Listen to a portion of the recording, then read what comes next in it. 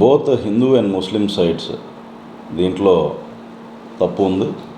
ముఖ్యంగా చూసుకుంటే పార్వతి ఉత్సవం ఊరేగింపు అనేది దేవాదాయ శాఖ వాళ్ళు ఎంతో ప్రశాంతంగా కండక్ట్ చేస్తూ పోతుండగా కొంతమంది హిందూ సంఘాల పేరుతో దాంట్లో చేరటం, కొన్ని అనవసరమైన వ్యాఖ్యలు చేసి రెచ్చగొట్టే విధంగా వాళ్ళ బిహేవియర్, హావభావాలు ఉండటం. అదేవిధంగా ముస్లింల వైపు కూడా కొంతమంది ఆ జంక్షన్లో ఉండి అసలు ఒక ఊరేగింపు వెళ్ళకూడదు అనే అర్థం వచ్చేటట్టు వాళ్ళ మాటలు, బిహేవియర్ ఉండటం.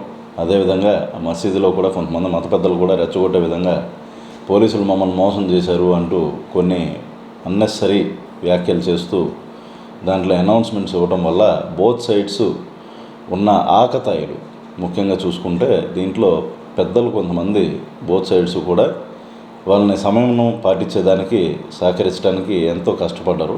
అయితే కొంతమంది ఆకతాయిలు చివరికి మత పెద్దల మాట కూడా వినకుండా దీంట్లో వాళ్ళని పక్కన ఉన్న వాళ్ళని రెచ్చగొడుతూ పోలీసుల మీద రాళ్ల దాడి, అదేవిధంగా కొంతమంది ఉన్నతాధికారుల మీద చెప్పులు విసిరే పరిస్థితి కూడా వాళ్ళు తేవడం జరిగింది.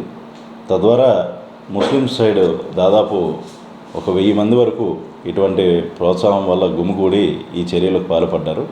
అంతేకాకుండా హిందూ ఊరేగింపులో కూడా కొంతమంది చేరి ఆకతాయిలు ముస్లింలను కవించే విధంగా చేయటం వల్ల ఈ గొడవలు అనేవి ఈ రోజున ఈ విధంగా జరిగినాయి.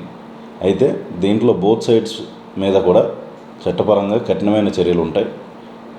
మేము ఎందుకంటే డ్రోన్స్ అనేవి దీంట్లో వాడటం జరిగింది. డ్రోన్ ఫుటేజ్లో ప్రతి ఒక్కరి మొహాలు చాలా క్లియర్గా ఉంటాయి కాబట్టి టైం తీసుకున్నా కూడా కంపల్సరీ అందరినీ ఐడెంటిఫై చేస్తాం. అయితే దీంట్లో భాగంగా పోలీసుల మీద రాళ్ళు రువ్వడము, అంతే కాకుండా చెప్పులు ఇటువంటి విసరటంతో అక్కడ పరిస్థితి అదుపు చేసేందుకు కానీ స్వల్పమైన లాఠీచార్జ్ చేయడం జరిగింది. ఆ స్వల్ప లాఠీచార్జ్లో మా వాళ్ళకు కూడా కొన్న మైనర్ గాయాలైనవి. అదేవిధంగా లాఠీచార్జ్లో కూడా కొంతమంది మైనర్ గాయాలైనట్టు గుర్తించాం. అయితే వీళ్ళందరినీ కూడా అదుపులోకి తీసుకుని ప్రశ్నిస్తున్నాం. ఎవరెవరైతే దీంట్లో భాగస్తులు ఉన్నారో, ఎవరైతే రెచ్చగొట్టారో వాళ్ళందరూ వీడియోలు కూడా మా దగ్గర ఉన్నాయి. కంపల్సరీ వాళ్ళ మీద చట్టపరంగా కఠినమైన చర్యలు తీసుకుంటాం.